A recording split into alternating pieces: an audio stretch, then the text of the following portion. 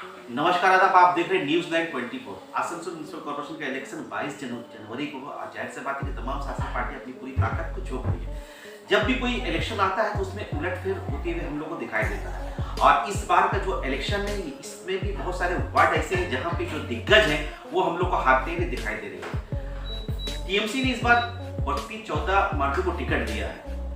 गुज़िश्ता जो पीरियड था उसमें हम लोगों ने देखा उसमें भी 14 काउंसिलर थे, एक डेट करके तो 13 काउंसिलर बच था, लेकिन टीएमसी ने इस बार 14 कैंडिडेट को टिकट दिया है। लेकिन इस बार कुछ वार्ड ऐसे हैं जहां पे माइनॉरिटी फैक्टर है। अगर माइनॉरिटी चाह ले उन जो कैंडिडेट है उनको मेजोरिटी वोट दे ही रहे हैं, लेकिन कुछ वार्ड ऐसे हैं जहां पे अगर माइनॉरिटी चाह ले तो 4 से 5 सीट हम लोग को माइनॉरिटी का निकलते हुए दिखाई दे रहा है।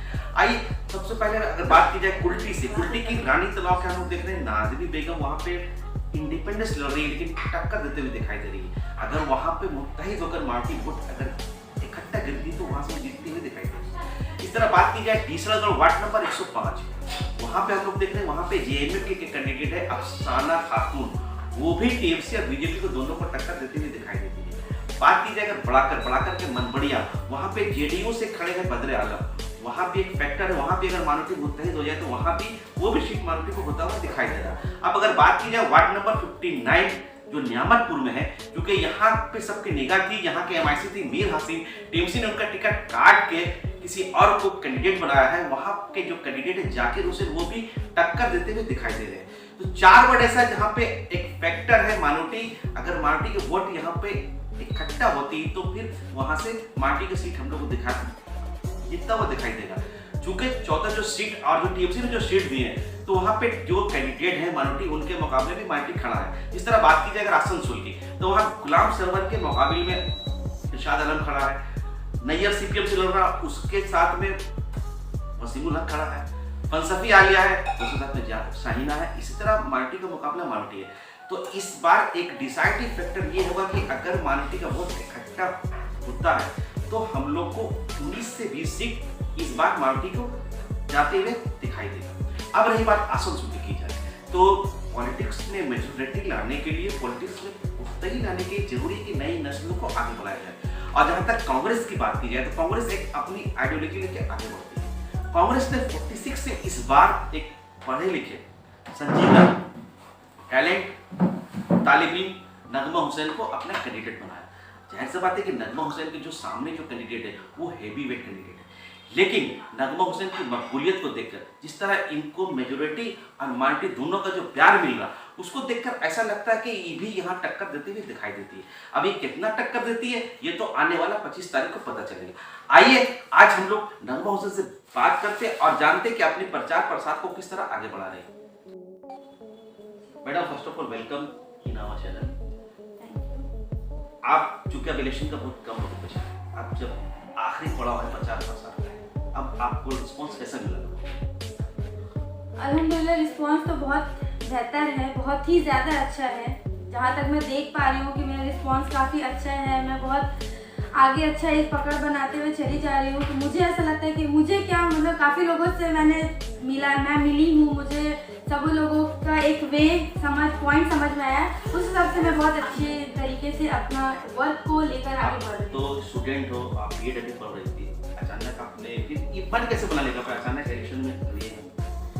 देखिए अगर मैं सच आपको बोलूँ तो मुझे इस पॉलिटिकल लाइन में उतना कुछ मतलब मैं जानती हूँ, मैंने बचपन से देखा है क्योंकि मेरे फादर पॉलिटिकल लाइन में मतलब काफ़ी टाइम से बोला था ना कि एक थे मतलब एक उनका हम देखा जाए तो मैं जब से होश संभाली हूँ, जब से मुझे पता चला है, जब से मैंने देखा है तो मेरे फादर एक पॉलिटिकल लाइन में बहुत अंदर तक है। जैसा मैं देखी हूँ, जैसा अभी तक मैं देखती आ रही हूँ, तो मुझे उतना कुछ ज़्यादा इंटरेस्ट नहीं था।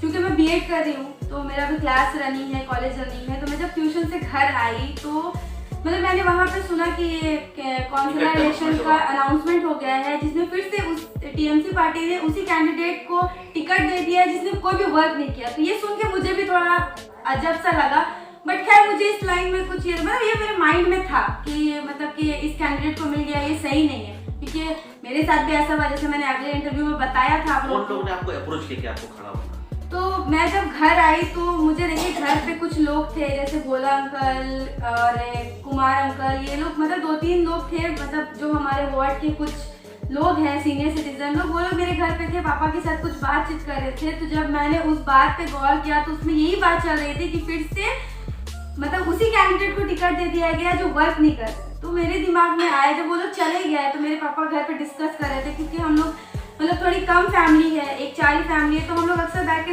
डिस्कशन करते हैं। तो मैंने पापा से कहा कि पापा मुझे भी ये मतलब सुनने को आया है कि फिर से इस कैंडिडेट को दे दिया गया, तो क्या कहना है। तो मेरे पापा भी शुरू से इस लाइन में है, तो मैंने पापा से कहा कि क्यों ना अब एक कदम आगे बढ़ाया जाए, क्यों ना इसके खिलाफ आया जाए। बाहर भी कुछ लोग आए, उन लोगों ने आप लोग से जीत के आपको इलेक्शन लड़ना है, उसके बाद आपने इलेक्शन लड़ा जी, उसके बाद उन्होंने अप्रोच किया कि आप लोग कुछ करो।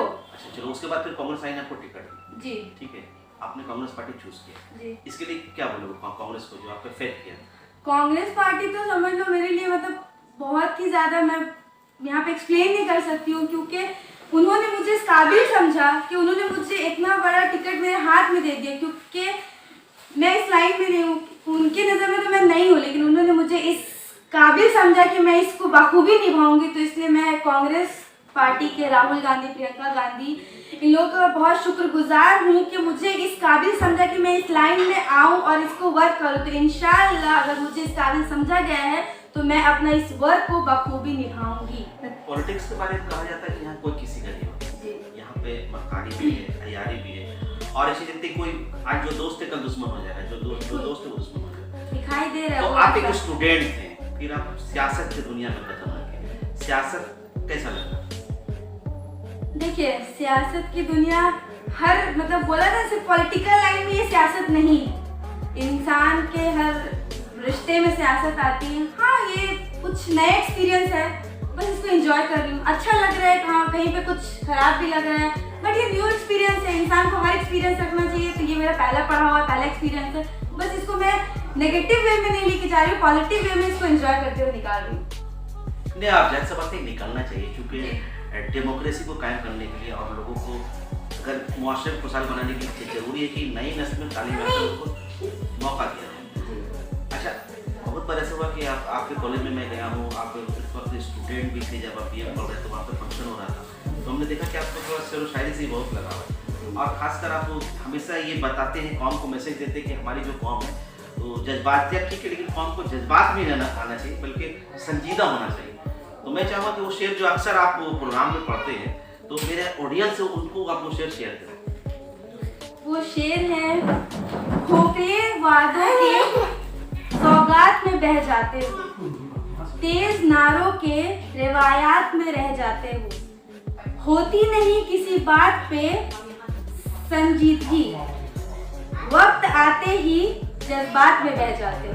हाँ, बहुत मशहूर शेर आपका कि खोखले वादों के सौगात में बह जाते हो, तेज नारों के रिवायात में बह जाते हो, होते नहीं किसी बात पे तुम संजीदा, वक्त जब आता है तो जज्बात में बह जाते हो। तो इस तरह इस जो इलेक्शन होता है कॉर्पोरेशन का, तो जैसे बात है कि इस इलेक्शन में जज्बात भी एक इशू है, अभी लोग देखते हैं कि बहुत से लोग जज्बात में बह जाते हैं।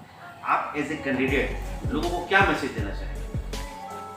देखिए मैं यही बोलना चाहूँगी कि अब ये मतलब जज्बात में बहने का वक्त नहीं है, अब एक सोच समझकर जो सही है, आप लोग ये मत देखो कि हाँ मैं किस चीज़ में पहले था, किस चीज़ में अभी हूँ, किस चीज़ में नहीं हूँ। मैं ये नहीं बोलती कि आप लोग मतलब कि क्या बोलूँ मैं, कि आप लोग एक सोच समझ के साथ, क्योंकि आप लोग के अंदर समझदारी है, आप लोग काफ़ी टाइम से इस चीज़ में हो, जो न्यू भी है, जो पहले से भी है। मैं बस इतना ही बोलना चाहूँगी कि आप लोग के पास अक़लियत है, आप लोगों के पास आप लोगों ने देखा है सब कुछ। तो मैं तो ठीक है, कंसेप्ट भी है, और जाहिर सी बात है कि आपका जो वार्ड है उसमें लोग देख रहे हैं बस कांग्रेस और TMC से मुकाबला होते हुए दिखाई दे रहा है। एक तरफ जो कैंडिडेट है TMC के वो थोड़ा ओल्ड है, उम्र भी ज्यादा होगी, उतना काम करते हम लोग दिखाई नहीं दे रही। दूसरी बात है कांग्रेस ने आपको कैंडिडेट बनाया, तो आपके पास अभी एनर्जी है, डेडिकेटेड हो और एक लगन है काम करने का। आप ऑडियंस को ये कहना चाह रहे हैं कि कम से कम एक आपने जिसको आजमा चुके हैं तो मुझे एक मौका दो। हाँ, जैसे हमेशा होता है ना कि बच्चों को भी अगर किसी चीज में अगर इंटरेस्ट है तो आप उसको एक मौका दो, आप उसको सपोर्ट दिखाओ। तो मैं भी यही चाहती हूँ कि मैं न्यू हूँ, तो जब तक आप लोग मुझे परखेंगे नहीं, जब तक मुझे एक मौका नहीं देंगे, तब तक मैं अपनी काबिलियत, अपना वर्क को आगे रख नहीं पाऊंगी। तो मैं आपसे गुजारिश करती हूँ कि प्लीज मुझे एक सपोर्ट सिस्टम चाहिए, आप लोग का एक मौका चाहिए, एक बार ट्राई तो कीजिए मुझे एक नहीं, वो फील्ड तो में हर रहकर। पब्लिक जब वोट देने से पहले बहुत कुछ सोचेंगे, उनको लगेगा कि आपको मौका देंगे, लेकिन आपके बारे में ये कहा जा रहा है कि अभी उतनी आपकी उम्र नहीं है, आप मैच्योर नहीं है, तो इस बारे में क्या बोलेंगे? क्योंकि हम लोग देखते हैं कि बहुत सारे यंगेस्ट एमएलए एमपी भी हुए, उसके बारे में क्या कहेंगे? देखिए यंगेस्ट में बहुत कोई आती हैं, जैसे कि नुसरत बानो है, ठीक है, वो यंगेस्ट में आती हैं, हमारी मतलब एमपी रह चुकी हैं वो, तो एमपी भी है नुसरत जहां वो है, वो एमपी रह चुकी है। बहुत सारे ऐसे यंग कैंडिडेट चक्रवर्ती हम लोग भी देखते जी, हैं, बहुत से ऐसे यंग कैंडिडेट है जो जिन्होंने देश में एक छाप छोड़ा है अपना। वो तो ठीक है, जैसे हम लोग देखते हैं अगर चिराग पासवान एलपीजी के हैं, फादर थे रामविलास पासवान, वो भी यंग थे, काफी यंग वो भी जीते थे। उसके बाद हमको ये याद आ रहा है कि महाराष्ट्र के चीफ मिनिस्टर थे, उन्होंने भी अपना करियर काउंसिल शुरू किया था, देवेंद्र फर्नांडिस। तो ये जब एक बात उठ रही है कि आप मैच्योरिटी कैसे लाइए? मैच्योरिटी अगर मैं इस लाइन में आई हूँ, पॉलिटिकल लाइन में, तो जाहिर सी बात है कि कुछ अगर मैंने ये डिसीजन लिया है जिसमें मेरी मैच्योरिटी ही दिखाई देती है। इतनी बड़ी डिसीजन एक इंसान मैच्योर पर्सन ही ले सकता है, ठीक है। तो अगर मैं ये डिसीजन ले सकती हूँ मैच्योरिटी के साथ, तो आगे मैं मतलब जो वर्क करूँगी वो भी मैच्योरिटी के साथ करूँगी। अब वो तो वक्त ही बताएगा ना। आप लोग मुझे मतलब कि ये मत देखो कि मैं कम उम्र से आई हूँ, मुझे एक मौका दो, क्योंकि अगर मैं ये डिसीजन ले सकती हूँ मैच्योरिटी के साथ, तो फिर मैं आगे अच्छा भी कर सकती हूँ। जाहिर सी बात है कि खासकर पॉलिटिक्स की अगर बात की जाए तो यहाँ पे उम्र और फैक्टर नहीं लगता, फैक्टर ये लगता कि आप कितनी तालीम याफ्ता, और पहला बार इसे देख रहे हैं कि एक तालीम याफ्ता कैंडिडेट मैदान है, तो लोगों को भी चाहिए कम से कम आपकी तरफ एक कदम और बढ़े। लेकिन कुछ लोग ये कह रहे हैं कि अगर आप जीत जाओगे तो फिर आप बदल जाओगे, उसके बारे में क्या? देखिए अभी मैं ये बोलना चाहूँगी कि हाँ, वो आप लोगों का एक पॉइंट ऑफ व्यू बिल्कुल सही है, क्योंकि ये थॉट मेरे अंदर भी था, क्योंकि जो मेरे मतलब पहले ये चीज़ हुआ है, पहले लोगों ने जो काउंसलर लोगों ने निकाला है, तो मैं बहुत जगह सर्वे की हूँ, तो सबको दिखने से ऐसे ही लग रहा है कि हाँ मतलब कि लोग बदल गए हैं, लोग के पास जाओ तो रेसिडेंशियल सर्टिफिकेट में साइन नहीं होता है किसी चीज़ में। तो मैं ये बोलना चाहूँगी कि देखिए मैंने अभी कोई वर्क नहीं किया है, मैं आप लोगों के लिए बिल्कुल नई हूँ, तो मैं यही तो बोलना चाह रही हूँ कि एक भरोसा दिखाओ, मुझे एक मौका दो। अभी मैं आप लोगों को अगर बोलूँगी कि मैं नहीं बदलूंगी, मुझे एक भरोसा दिखाओ, तो शायद आप लोग एक कंफ्यूजन में रहोगे कि शायद बदल जाए। तो अगर मैं बदल जाऊंगी, अगर मैं ये जीत जाती हूँ सिर्फ 5 साल के लिए ही ना, उसके बाद जैसे जिस उम्मीद के साथ, जिस लगन के साथ मैं आप लोगों से वोट मांगने के लिए जा रही हूँ, अगर उस लगन के साथ मैं काम नहीं करती हूँ, आप लोग की उम्मीद पे खड़ी नहीं उतरती हूँ, तो 5 साल तक ही आप लोग मुझे देखेंगे ना। उसके बाद तो मैं ये फेस लेके आपके पास नहीं जा पाऊंगी। जाहिर सी बात है कि इलेक्शन में थोड़ा हार जीत लगी रहती है। जहाँ तक बात की जाए, आपके जो स्क्वाड है, उस स्क्वाड में हम लोग देखते हैं कि कांग्रेस का भी वोट बैंक है, मेजोरिटी का भी आपको प्यार मिल रहा है, पार्टी भी आपके साथ है, तो ये सब जब आप देख रहे हैं तो आपका हौसला कितना बोला, आपको इतना माटी का कॉन्फिडेंस कितना?